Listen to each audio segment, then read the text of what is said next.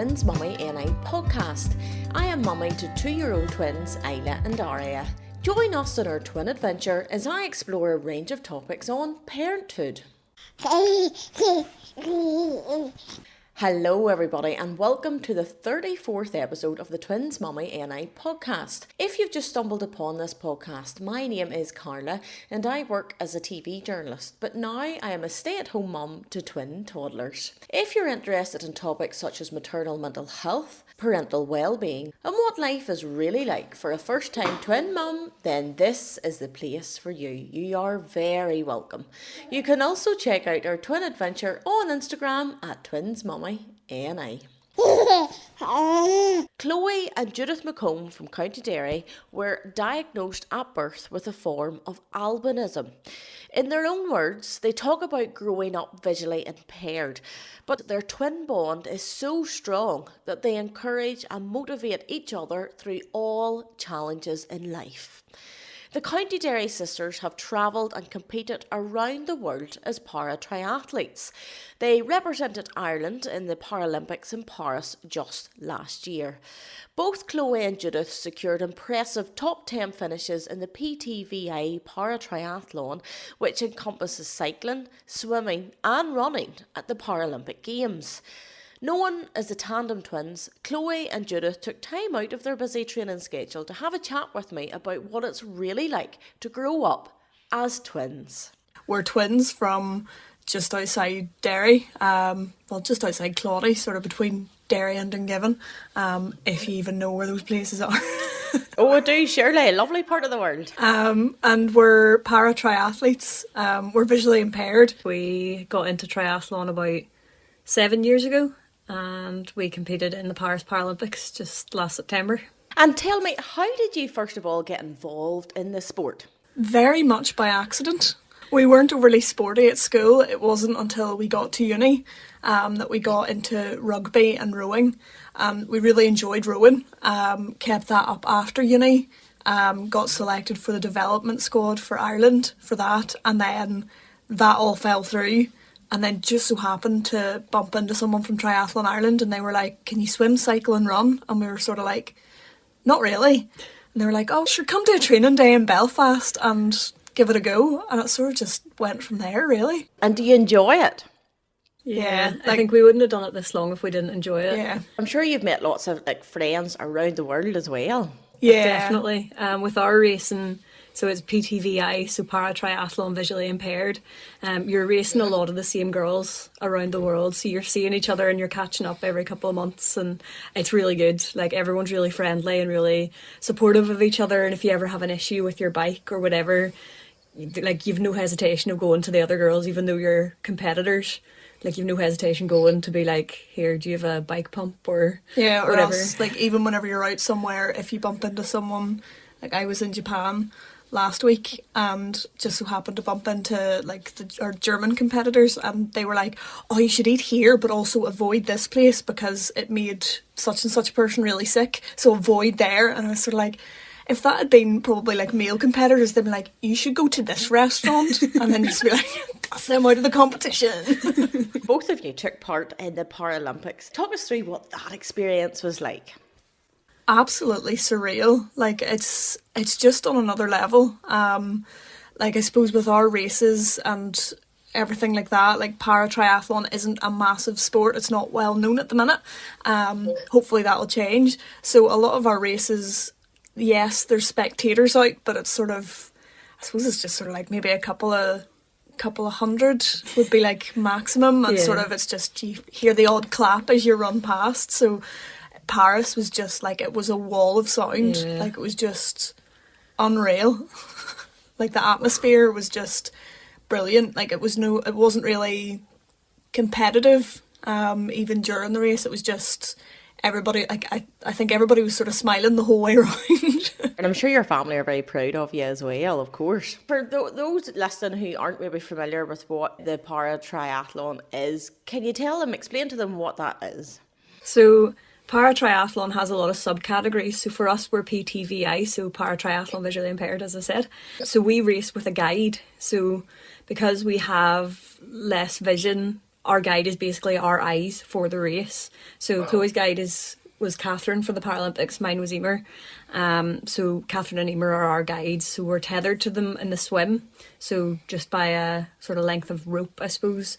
Quite a short length of rope. We're swimming like side by side, hitting each other in the face with our arms as we're swimming. Yeah, there's lots of rules with like the length of the tether and how stretchy it can be and different things like that. So they're pulling us around the swim. Their job is to keep us going in a straight line. Our job is to stay as close to them as we can.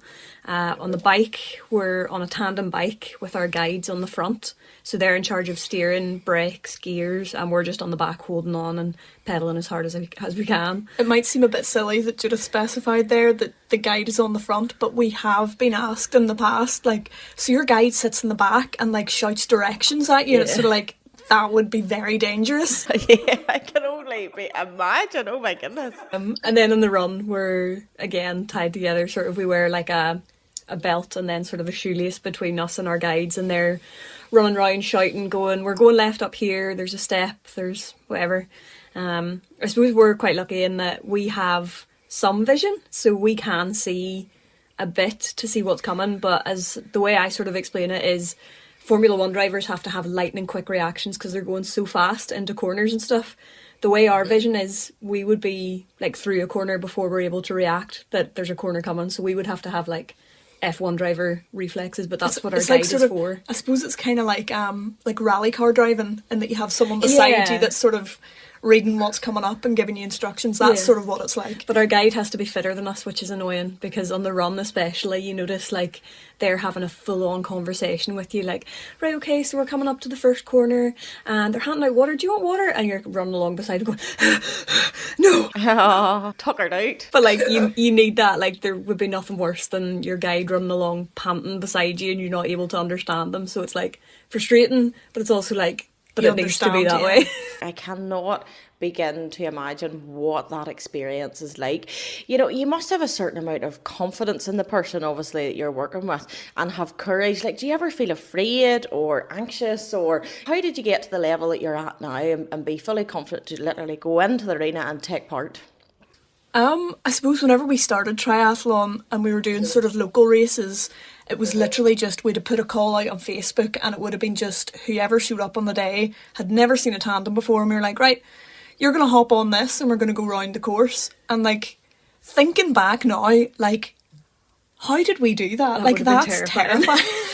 It's just, like, I suppose with our guides, like, it's more sort of built on friendship. Mm-hmm. But there have been times where I've been terrified on the back of a tandem. I did a training camp in Lanzarote a couple of weeks ago, and I had a different guide on the bike for that, and she was fearless, and we were going down a hill and she was like, did you know there's a Strava segment here and like they've done like 80 kilometres an hour down here, we'll see if we can beat it because we're on the tandem. And like my body just tensed up. She was trying to move the pedals and I was just like, we are going nowhere here, like we're just letting gravity do its thing. Like, but that was nearly sort of like instinct, because I did fully trust her. Like, there was no doubt in my mind, but just like, it was one of those times my stomach just dropped and then my whole body just went fight or flight, and it was just freeze. I cannot imagine being in a situation like that, but like, it's just incredible. I'm very overwhelmed, like, my goodness. Just the thought of that. Tell us about the fitness regime. Like, I'm sure there's a lot of training behind the scenes before you even turn up at the races. What's that like? Yeah, so we have our own individual coaches.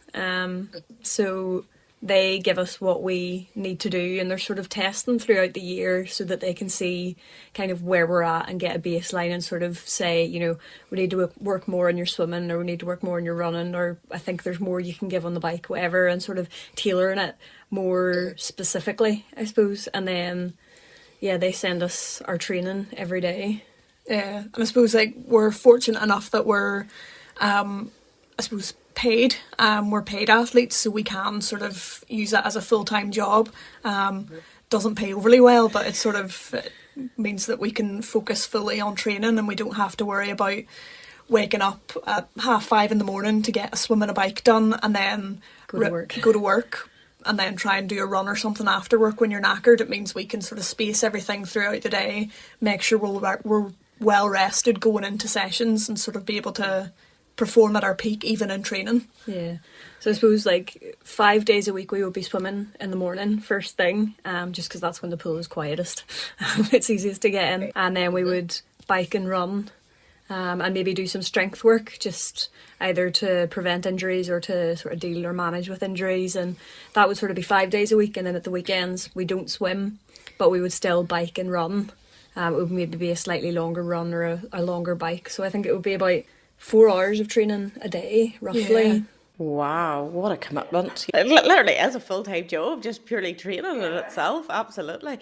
And like whenever you're not training or you're not competing, what do you like to do in your spare time, if there is much of that left?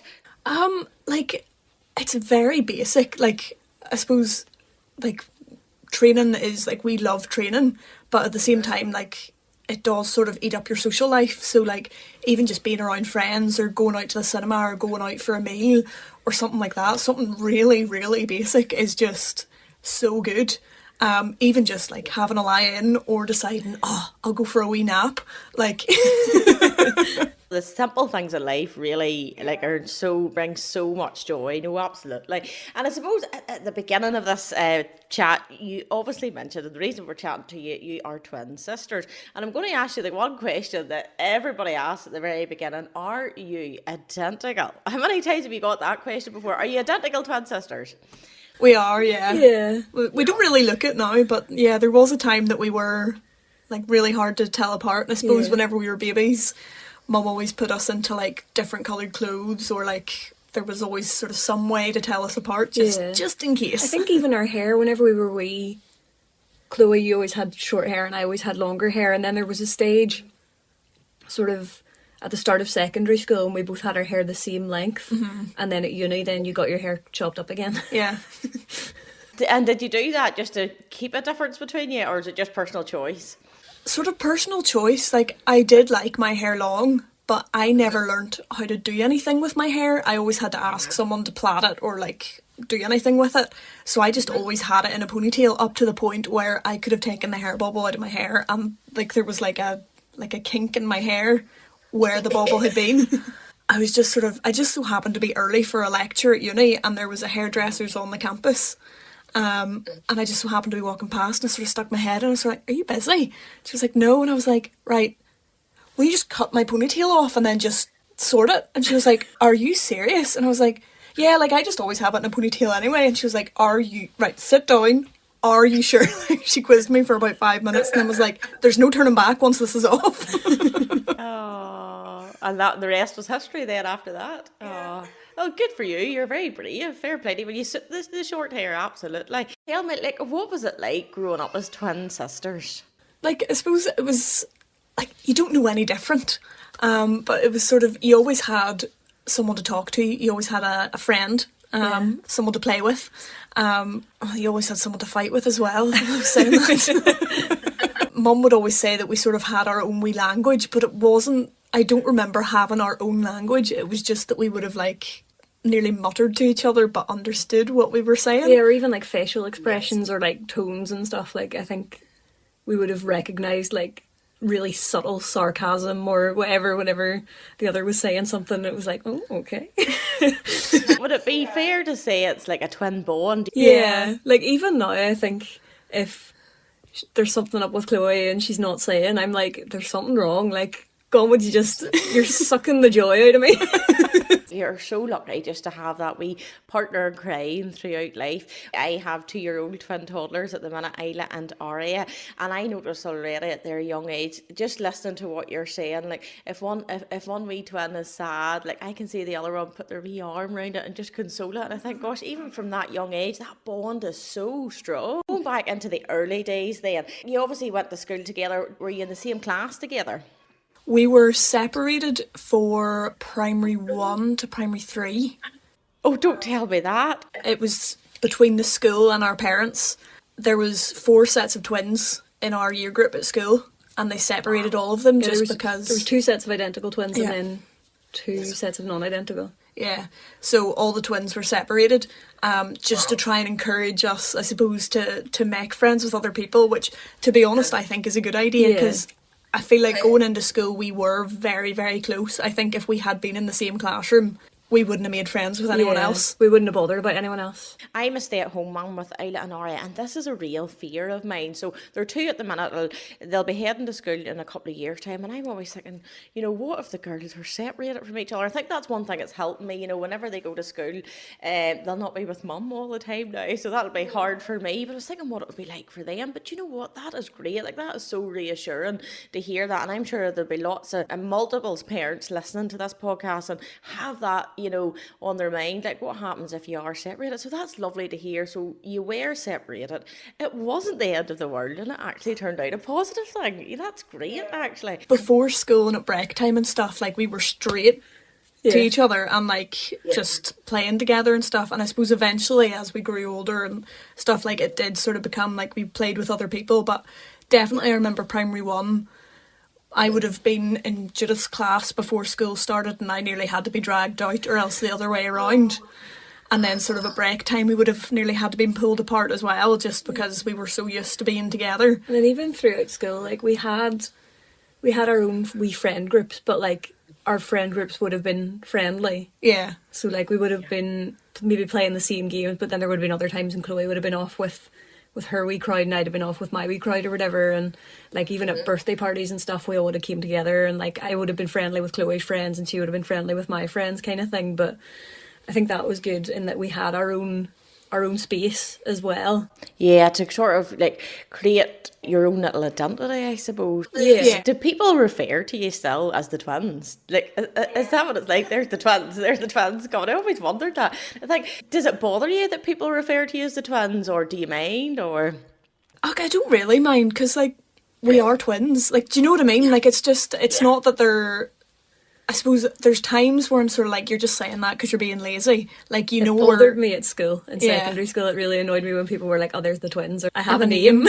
I'm so conscious of that all the time. Like, when I'm chatting to people, it's like, right, this is Isla and this is Aria. I'll always say Isla was born first. She was 1 minute apart, and Aria was second. So I'll always say Isla and Aria first in that order. Is it the same with you, or who's the oldest? Me, Chloe's Chloe. the oldest by 11 minutes. By 11 minutes, okay. And will people say Chloe's name first, will they, or does it matter? Most of the time. I always tell myself it's because it's alphabetical.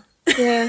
But it's gonna sound really weird, but we've nearly like grown up like sitting in a certain position or like standing in a certain order, in that it is Chloe and Judith. We're sitting the wrong way today, I think. Are we? No, we're not. I get that. I totally understand. Yeah, that's your wee place. Yeah, like even sort of like at the dinner table or like sitting watching TV, like I'm always on a certain side and Judith's always on a certain side. Like, and that's sort of, I don't know where that came from. I don't think it was necessarily our parents setting us a certain place. I think it just happened. That's where we sit. But like it's nearly just natural now that like we'll go to a certain side or whatever, and it's just. I think it's the same with Chloe and Judith. Like Yeah. it just falls out. Sometimes I like to put my name first just because I'm like, my name's never first. And we're friends with a set of twins as well through church, and they will, like the younger twin. We always side together. We're like, they yes. will always side together, and Stephen will always make sure it's Judith and Chloe and not Chloe and Judith. He'll always say it like that. That's really interesting. I love, like, this is really fascinating listening to this, and it's helping me to learn a lot. You mentioned there, Judith, about birthdays. You obviously had joint birthdays growing up. What was that like? Okay, I mean, I never had an issue with it. Like, as I said, our friend groups were always fairly friendly, so we had sort of, I would say, pretty much the same crowd. So it was kind of, it made sense, and our friends were always really good. Like, I know that sometimes it would be like, oh, the twins have to share a present, whereas I think we were always very much treated as individuals. We always got a present each, and then we always got our friends like a present each. It wasn't like we were like, this is from both of us. But even down to cards as well. Like, not that we would have minded sort of like someone putting a card and putting both of our names on it, but it was nice at the same time to sort of be like, this is mine. Yeah.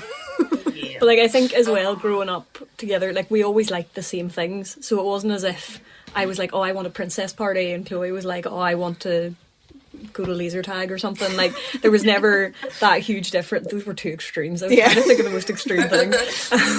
Like, we always enjoyed the same things, and we always sort of liked the same, like, cartoons and TV shows. Even and sort of the movies same and stuff. food, so like we could share the same cake. It wasn't that mum was like, right, I have to get a chocolate cake and a vanilla cake. It was just, I feel like if you had twins that were very, very different personalities, it would be more difficult to share a party. yeah. But I think because we are still so similar, like it just worked. It worked very well. In terms of shared, like, what you shared much growing up as twins, like clothes or even toys, or were there be any fights over that? Or I think toys we were good with sharing. I think up until maybe secondary school we were okay with clothes sharing. Although like even in secondary school and stuff, and even now, like we have the same sort of fashion sense, which is awful. So it would be sort of like, I'll buy it in red and you buy it in blue kind of thing. And we always tell each other, like, we'll share it, we can swap because they're two different colours. We never do. Yeah. It's always like, no, but that's mine. Oh, but that one will really match my outfit better. It's just like, yeah, but it's mine. You're not sharing it. oh, and then chatting about clothes, actually, I'd love your advice. So obviously, Isla and Aria aren't identical, but they are very much twins, and I dress them the same at the minute. Now, my plan is they're 2 years old. Like, they haven't really formed their identities, and once they have a wee bit more understanding, I'll probably dress them exactly the same because it looks cute at the minute. But once they have a wee bit more understanding, I'll probably let them choose their own wee style and dress them separately. Can you remember, did your mum dress you the same, or, you know, did you like your own style, your own identity? Like, what did that mean to you? Like, I think we did enjoy the whole twin thing, and like we did enjoy dressing the same. Like for, like, I suppose it was a mix. Like there was times where it would have been like, nah, I want to be different from you. I feel there was there was a lot of like same clothes, different colour kind of thing. But at the same time, because it was our birthday yesterday, we were sort of looking through like old birthday photos and stuff, and like it was sort of like, oh no, but that's exactly the same dress and that's exactly the same outfit and stuff. But like there was other times and it was like, oh, Mommy, which one of us was wearing red in this one? Yeah. Oh, isn't that lovely? Well, happy belated birthday for yesterday. What was it like whenever you were looking through that family album? Like, do you have any fond memories growing up together?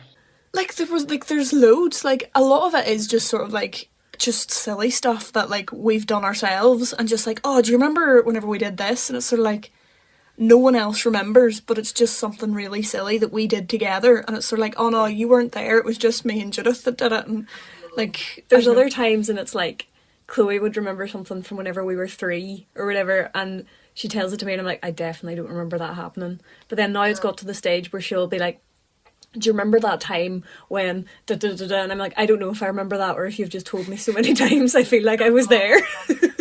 Oh, what was Christmas like in your house? Can you remember what Christmas morning was like waking up? Would you have woke each other up? Yeah. Oh yeah, definitely would have woke each other up.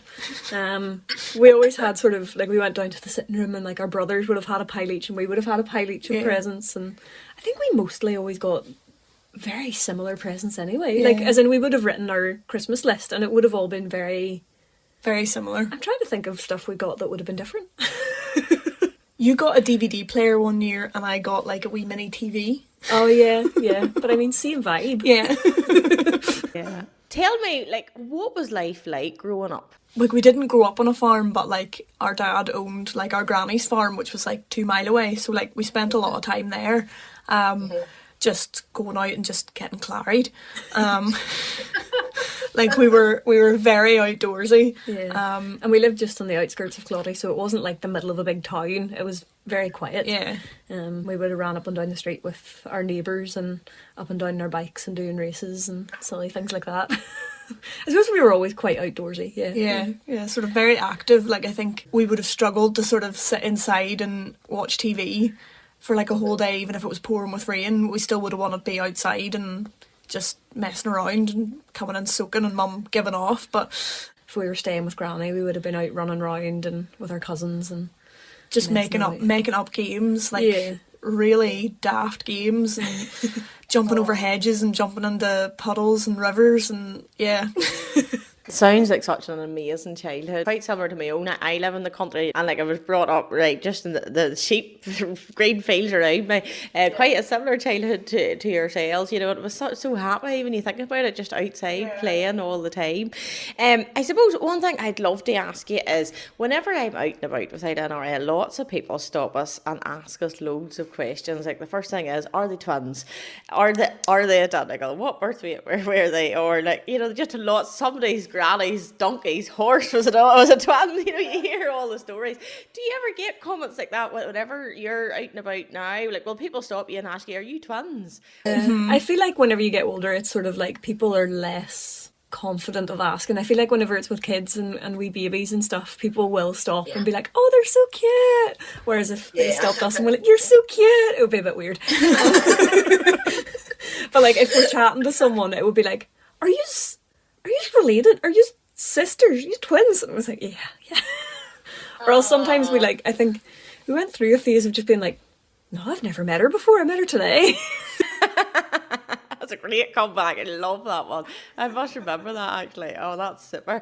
Can you remember, like, did your mum ever talk to you or your family ever talk to you what it was like in the early days having twins? But like, did your mum ever tell you what it was like whenever she found out that she was having twins? I think sort of the only story she's told us about whenever she found out she was having twins was more along the lines of because she had 2 boys already, she wasn't expecting 2 girls. So whenever we were born, she had my name picked out. Yeah, she had one girl's name. She had one girl's name. And 2 boys' names. And 2 boys, yeah. So Judith was twin 2 for the first couple of days. Twin 2 for a few days. But I suppose, yeah, growing up, like sort of whenever we were babies, I think Mum kept the like hospital tags on for as long as she could, just to be sure. It was more just sort of, she nearly could have told us apart because of our personalities. We were slightly different that way. There's a story of we used to, like, our cots were side by side, and Chloe always would have climbed into my cot. I always loved my sleep. I just wanted to play all the time. Chloe always would have climbed into me, so then both of us would have been awake crying and screaming or whatever. So they decided, right, we'll move the cots apart, and that way Chloe can't climb into the other one. Chloe didn't realise the cots were apart, and then it was just this thump on the floor, and Chloe had tried to climb into my cot and my cot wasn't there. Yeah. What happened then? Where did it go? You were alright. Yeah, I don't think apparently I didn't cry because they came up to find out what the bang was, and it was just me sort of sitting on the floor sort of going, what just happened? Oh, actually, I wondered that, like, did you share a room? Growing up at Isla and Aria, you can probably hear them crowing in the background at the minute. They share a wee room at the minute, quite similar to that experience, 2 separate cots. And I just wonder, like how did you feel sharing a room? Yeah, like we shared a room up until we got to secondary school, really. And like, we did enjoy it. There was times, obviously, that maybe Judith wouldn't have felt sleepy and I would have been absolutely wrecked, and it was like, would you be quiet and let me sleep? And then there was times where it was kind of like a sleepover, and that like we'd have been sitting chatting and giggling and making up stories, and then Mum would have come in and been like, "Well, just go to sleep." Like it was really good. And then we got bunk beds, and I think for a while we both wanted the top bunk, so we had to swap every night. And then eventually it sort of got to the stage of, right, well, you can take the bottom bunk and I'll take the top bunk, and it sort of, we settled on where we were sleeping. But there was a while where, even now I don't like the top bunk. I would always pick the bottom bunk over the top. It's not interesting actually. But that's a great compromise where you kind of swap back and forth, and that worked really well for you. So that's lovely actually.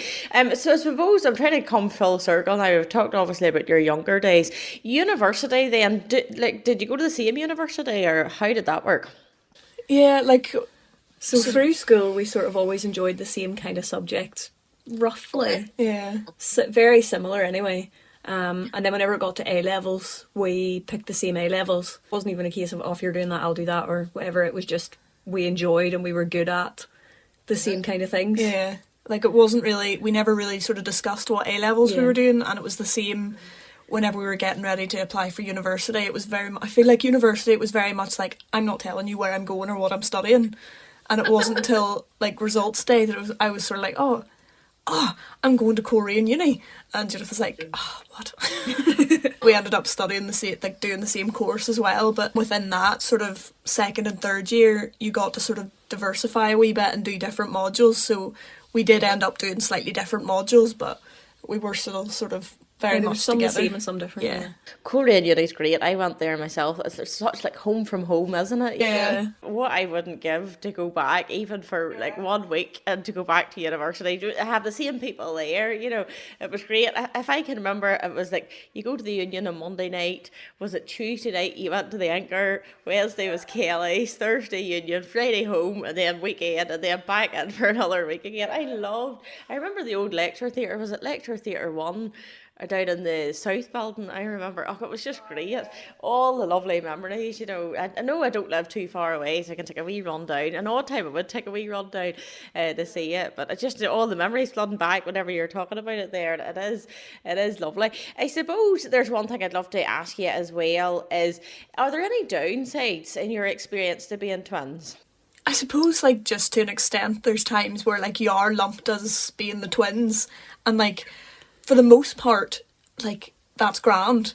But there does be times where you're sort of like, no, I'm Chloe, right? Mm-hmm. And this is, like, I suppose if it's we have different opinions, and even sometimes it would sort of be like, oh, well, what do you think? And Judith gets to say her opinion, and it's just sort of lumped with, oh, they both think that. Yeah, so you don't get asked, you don't get to say it. Yeah, that's annoying. But, like, again, on that, like, we do generally have the same opinion, but at the same time it's kind of like, well, it would have been nice to be asked anyway. Like, I probably would have just said, yeah, what she said.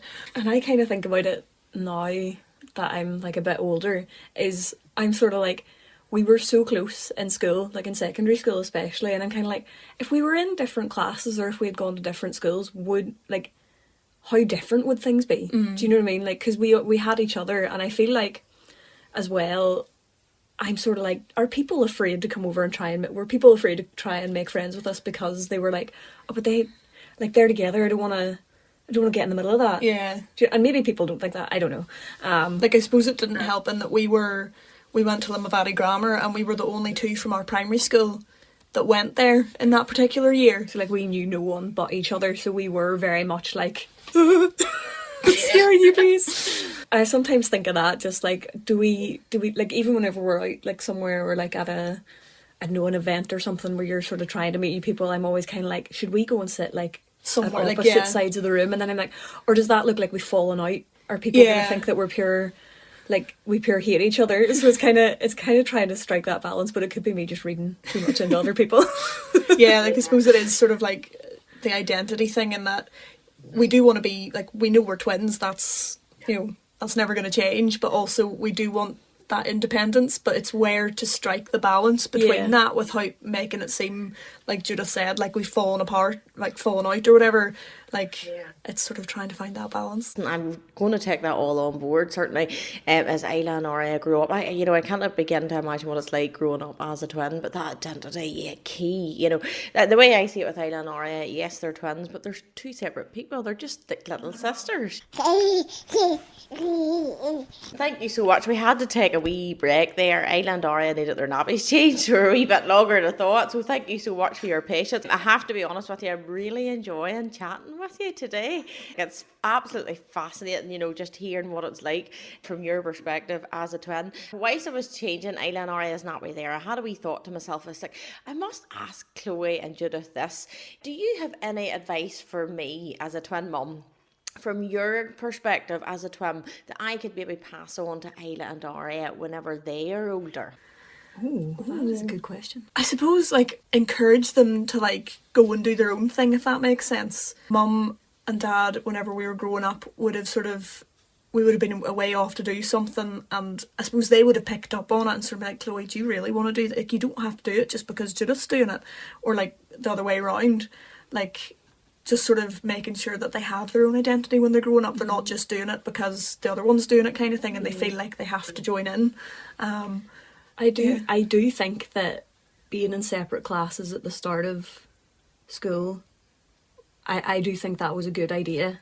Like, it would, like, I'd say it was probably hard for Mum at the start because there was tears, and we sort of always wanted to be together, and sort of, I suppose for us it maybe took us a bit longer to make friends with people, because we were just so used to sort of being like, oh, well, she understands exactly what I mean, and she understands what games we want to play, whereas you're trying to sort of make friends with other people and they don't maybe understand where you're coming from, whereas Judith would have, if that makes sense. And like just... But I think, I do think that we wouldn't have made the friends that we made if we were together. Yeah.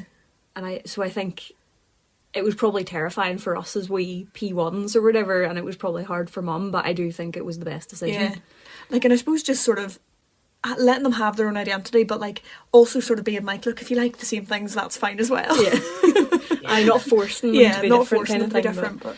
I love that, because like every day, you know, I'm kind of questioning doing the right thing and just to do the right thing for them. One of the worries I have is like I try not to compare them. For example, Aria walked first and then a couple of months later Isla walked, and then I was like trying not to compare them, you know, with simple things. It's like, oh, you know, Aria's walking, Isla's not walking, you know. It's things like that I'm like, because they're two individual people. Yes, they're twins, but they're two different little people with different personalities. They're like chalk and cheese, even though, you know, they were born into the world at the same time, they were brought up the same way. Like, it's fascinating just to see how different they are, but yet no, they come together, which is nice.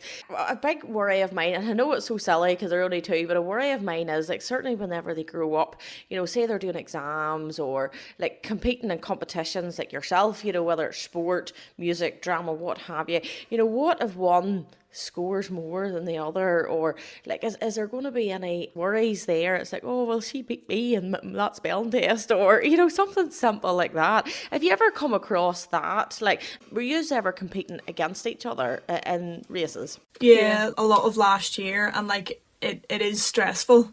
Try and block it out and sort of be like, she's just another competitor, but at the same time it's sort of like, no, but I want her to do well, but I also want to beat her, and it's just really, really conflicting. And I suppose at school it was the same, but I suppose we both knew that we had different strengths in terms of sort of academics. Like, you were sort of better at English and I was better at maths, sort of thing. But like it was hard at times to sort of, like, sort of, you were sort of compared against each other, just like, oh well, Judith got this in English and you only got this. It was sort of like, right, well, you know, we're different people. Like, you're not comparing John and Jake over there. It's just because we're related that you're comparing us.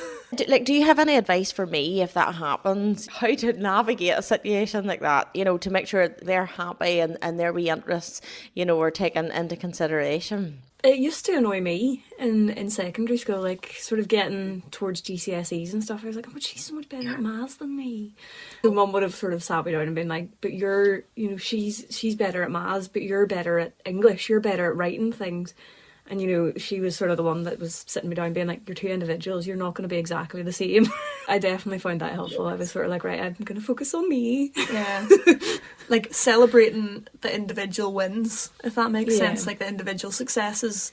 Like, you know, it might not necessarily, could be that, you know, I got an A in maths and you just got an A in English or something like that, but still celebrating that. But also, I suppose, we were always taught to sort of support each other as well, in that sort of, you know, celebrate whenever Judith did well, even if I didn't do as well. Like, as Judith, like, to still sort of be like, well done, and not be bitter about it. Which was hard at times. But I do feel like you were more academic than me, so that was easier for you. Of course, no, that's really helpful, because that's something on my mind. I know the girls are so young, but I know it will be ahead of us. So that's, I really appreciated that. You mentioned your mum there a few times. Tell me about your mum. You know, what do you think about her, especially like being a twin mum? Like, I'm sure we were an absolute torture. Yeah. Like, even sort of, like, I think back to even secondary school, and it's not, it sort of makes me think about my mum now, in that we were really thrawn. Like, and we had a classroom assistant because we couldn't see, and we wanted to be totally independent. So we would have got, like, to the top of a set of stairs, and Judith would have gone one way and I would have gone the other way, and it would have left the classroom assistant going, who do I follow? Where do I go here? And I'm sort of like, what did we do to Mum that we don't remember doing as wee kids? Or else, what like, kind of tricks did we play? Yeah. Or, you know, like, sort of, it would have been, like, I remember Judith being sick and getting Calpol. And, like, it was back in the days when Calpol tasted unreal. And, like, I'd have been whinging and gurning at Mum so that I could try and get Calpol too. Or, you know, even just having, like, two Waynes crying at you at the same time for attention, and it's sort of like, I'm only one person, I can't give you both attention. Like, the patience she must have had, and just the ability to just juggle things. Yeah. Like, obviously, and like Dad was about 2, and then sort of our 2 older brothers, but like at the same time, it's just, I'm sure both your mum and dad and your whole family are so proud of you. Like, you know, you're remarkable. Like, you mentioned there, we've obviously touched on it a few times, that you are visually impaired.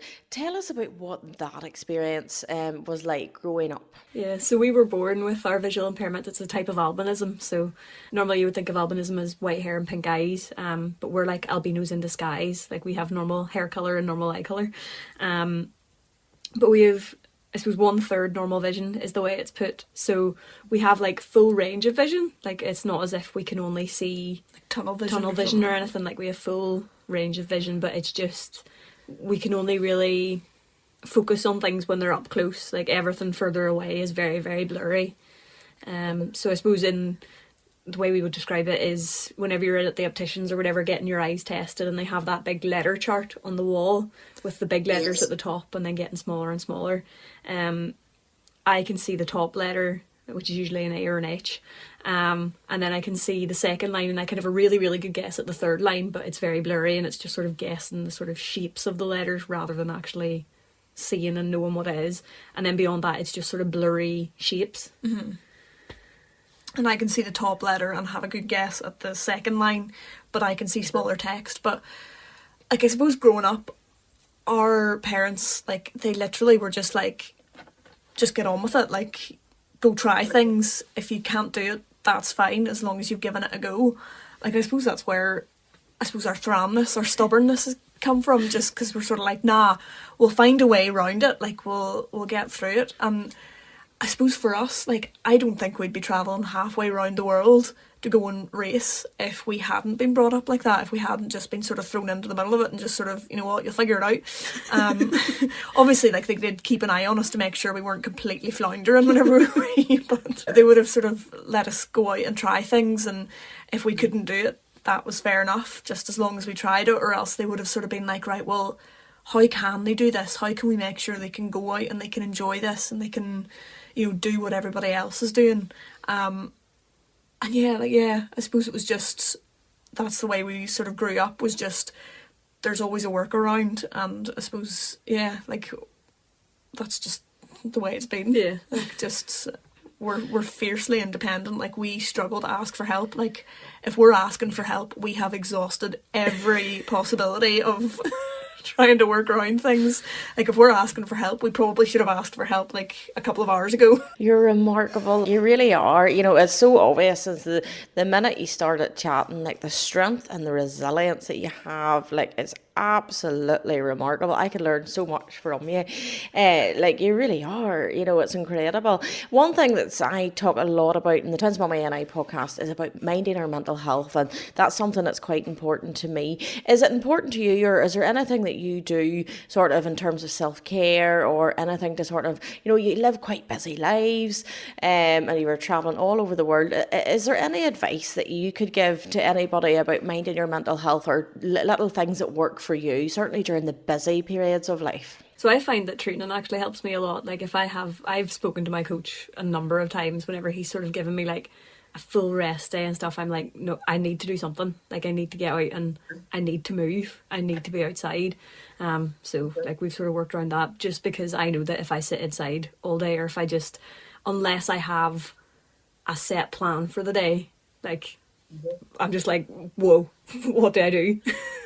Whereas I feel like some people really like that. They like just having a really lazy, chill day where they've nothing planned. They're just free to lie around. And like, if that's something that works for someone, then that's great. But if you know it doesn't work for you, like, you know, for me, I would tell my coach, like, maybe you tell the person that you're living with or whatever, like, we need to have a plan tomorrow. I have nothing on. Will we go and do something? Let's plan to go and do something. So like, for me, having structure, I suppose, that helps me. Yeah, and also sort of just generally having something that isn't triathlon based. Mm-hmm. So whether it's sort of, I've sort of got into the habit now of meeting up with a friend once every couple of weeks, just across at the country park, and just meeting up for a drink and like a chat. and like it's maybe only, you know, an hour, 2 hours of the day, like I can still get all my training done, but it's just, you know, you just sit and chat, and like you don't talk about anything in particular, if that makes sense. Like my mum would sort of quiz me afterwards whenever I get home, just like, oh, what did you chat about? And sort of like, I don't really know, but like we just chatted. We just enjoyed each other's company, and it wasn't talking about triathlon. Like I know that for me, that's sort of that's good, just to sort of, because I suppose triathlon it's our job, it's our life, but just being able to completely switch off and sort of being like, right, I'm Chloe the person now, not Chloe the triathlete, and yeah, that's good. And just sort of being able to, yeah, just sort of be, I don't want to say be human, but like, do you know what I mean? Just be normal. Like, Just yourself. I completely get that. It's lovely to be able to just have a chat with friends and just kind of offload. Yeah, just to get that hour or two, as you say, to yourselves, you know. I'm sure there'll be a lot of people listening to this podcast who will love to follow you and to see, you know, how you're getting on. You have a huge social media presence. Instagram, for example, being one of them. Tell us the name of your Instagram page and a little bit about it. You know, if anybody wants to follow you and to find out more about your wonderful journey. So we are the Tandem Twins, Tandem_twins. We're also on Facebook, so if you search Tandem Twins or the Tandem Twins, Yeah. you'll find us on Facebook. We also have our own individual Instagram accounts as well, and I think that's good in that we are the Tandem Twins, but we're also Chloe and Judith as well. yeah. Great. Coming to the very end of the podcast, what do you find so special about being a twin? We get asked this quite a lot, and one thing that always comes to my mind is whenever we were at uni, we did tutoring in schools, so we went back to our secondary school and like sort of helped teach geography. And I remember being in a class and just this girl just out of nowhere just burst out, I'd love to be a twin. And we were like, yeah, it is really cool. And then we sort of let her speak on. She's like, you'd always have someone to take selfies with. Every time I think of that, but like it is sort of along the same lines, is that you always have someone to talk to that completely understands you. Especially like when we're both doing the same job. I suppose like it's not often that you'd have someone just in the other room to be able to be like, I really don't want to do my training today. Like it's so outside, it's so horrible, and then she's going, that's all right then, don't bother training, you'll get slower and I'll get faster.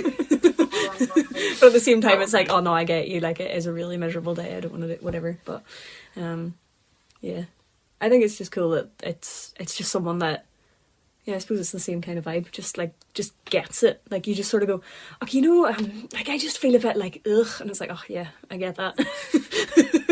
That's really special, just somebody to have there in those moments that you just really want to have a wee chat and just somebody there for you. Beautiful. I wonder, I would love to bring Isla and Aria in to meet you because I'm totally blown away by your story. Would you mind if I brought them in? Would that be okay?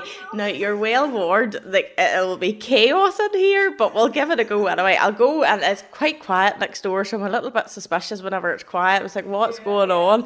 I'm looking at the clock here, coming up to dinner time in our house. I'll be too hungry, lady, so hopefully they'll not be too cranky, but I'll bring them in. Bear with me one wee second. Right, where's Mama's Isla and Aria? It's too quiet out here. Must see your mama, you coming? Must see Mama, that's Mama's microphone. That's Mama's microphone. Must see your old Mama, you coming? Now, you're well warned, this is going to be absolute chaos. Go on up and see Mama. That's Mama's microphone, this is going to be chaos. So this is little Isla, and this is little Aria. Hello. Isla's got Mommy's microphone and Aria's got the mouse, so hopefully you can still see it here. It's okay. But look, this is Chloe and Judith. They are twin sisters, but just like you. We're full of funny faces, aren't you? You're even getting a smile. You're very lucky. Not many people got one of those. Yeah. Look, there's Chloe and Judith. There's Chloe and Judith. Are you saying hello? They're twins just like you. So it's absolute chaos here. Yeah. Listen, thank you so much. I really appreciate it. Thank you. Thank you. Well, that's it for this week's episode. Thank you for your time today. A big thank you to Chloe and Judith, and we wish you every success for your training and competitions in the future. I will join you next time for a chat on the Twins Mummy NI podcast. In the meantime, take care and remember there is always hope.